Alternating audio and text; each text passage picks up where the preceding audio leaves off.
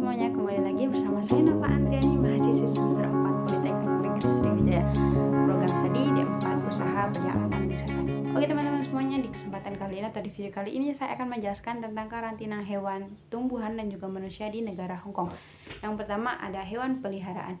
Nah, untuk hewan peliharaan, izin impor dan juga izin karantina yang harus diperoleh sebelum perjalanan sangat diperlukan untuk semua hewan peliharaan. Anjing dan kucing juga memerlukan sertifikat kesehatan untuk hewan yang ditandatangani langsung oleh dokter hewan pemerintah resmi negara asal dan tidak boleh lebih dari 14 hari sebelum tanggal keberangkatan. Nah, untuk hewan peliharaan harus dikirim sebagai kargo dan dilindungi oleh tagihan jalan napas untuk menghindari kematian selama perjalanan. Nah, untuk anjing bantuan disabilitas atau anjing pemandu layanan diizinkan untuk melakukan perjalanan di kabin sebagai kargo dan dibebaskan dari karantina. Yang pastinya diperlukan persetujuan tertulis sebelumnya dari Departemen Pertanian, Perikanan, dan Konservasi, dan juga selain izin khusus dan dokumen kesehatan hewan yang terkait. Nah, untuk karantinanya, kucing dan anjing akan disimpan dan dikarantina selama maksimal 6 bulan. Namun masa karantina dapat dikurangi tergantung pada negara asal dan juga jika memiliki tiga sertifikat. Yang pertama, sertifikat yang ditandatangani oleh otoritas yang berwenang dari negara pengekspor dan menyatakan bahwa hewan tersebut telah berada di daerah atau tempat bebas rabies di negara asal selama 6 periode sebelumnya.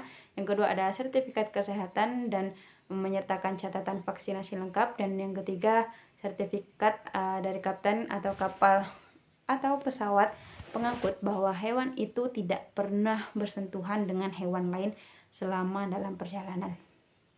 Nah, untuk masa karantinanya tidak ada karantina untuk hewan jika datang langsung dari Australia, Tionghoa, Taipei, Fiji,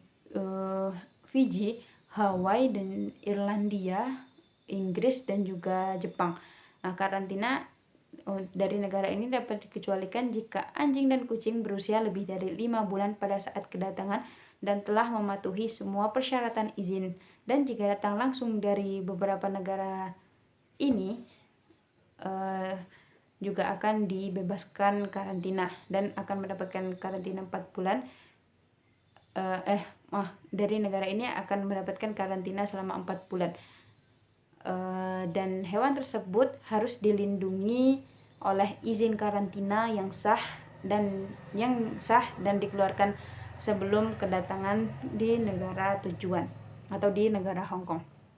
Nah, departemen yang menerima harus diberitahu setidaknya 3 hari kerja sebelum kedatangan hewan di negara Hong Kong ini.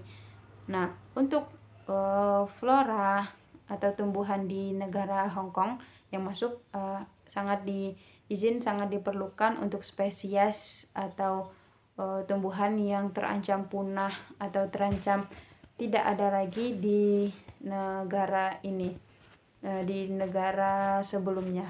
Nah, selanjutnya saya akan menjelaskan tentang karantina manusia.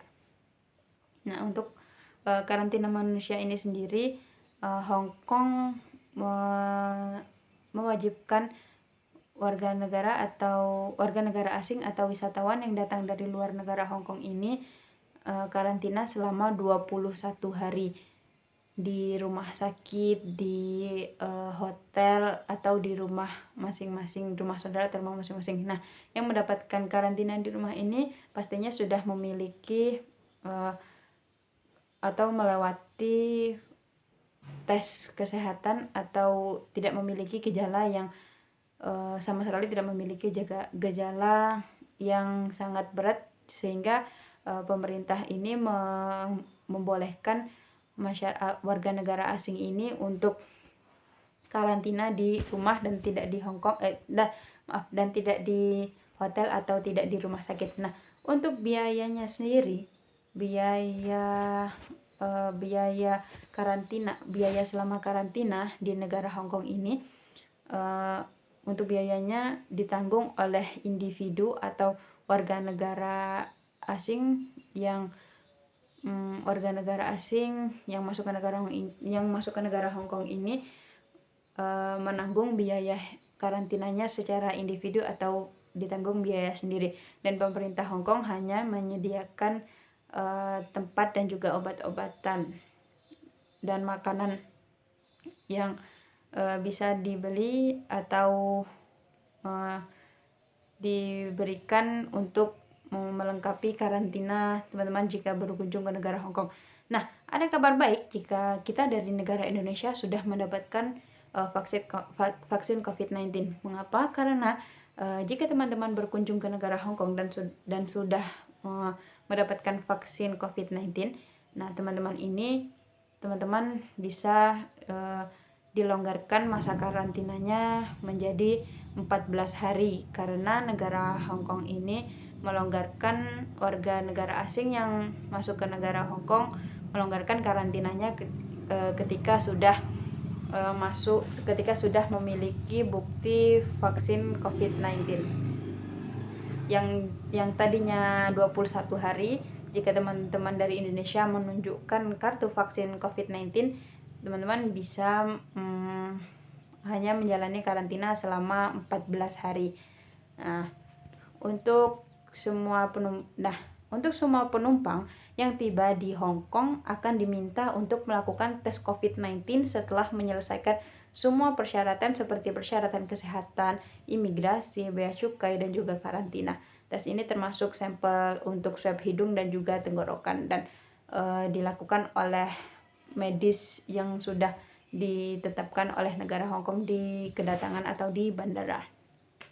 Nah, nantinya teman-teman akan diarahkan untuk pengambilan bagasi, namun tidak boleh meninggalkan bandara atau tempat kedatangan sebelum mendapatkan hasil ketika datang ke negara ini, seperti hasil tes swab hidung dan juga tenggorokan. Nah, jika teman-teman masuk ke negara Hong Kong ini, teman-teman harus menunjukkan reservasi atau reservasi hotel yang meyakinkan bahwa teman-teman sudah memiliki tempat untuk karantina selama 14 atau 21 hari ke depan. Jadi pemerintah Hong Kong tidak khawatir lagi jika teman-teman terinfeksi, dan nantinya saudara tidak akan menularkan penyakit lainnya ke orang lain terkhususnya untuk negara Hong Kong ini sendiri, karena setiap negara pasti akan melindungi rakyatnya dari warga negara asing yang memiliki tercemar atau terkena virus COVID-19 ini. Oke teman-teman, sekian penjelasan dari saya. Apabila ada kesalahan, teman-teman bisa tulis di bawah di komentar, dan saya ucapkan sekali lagi terima kasih, dan saya akhiri. Wassalamualaikum warahmatullahi wabarakatuh.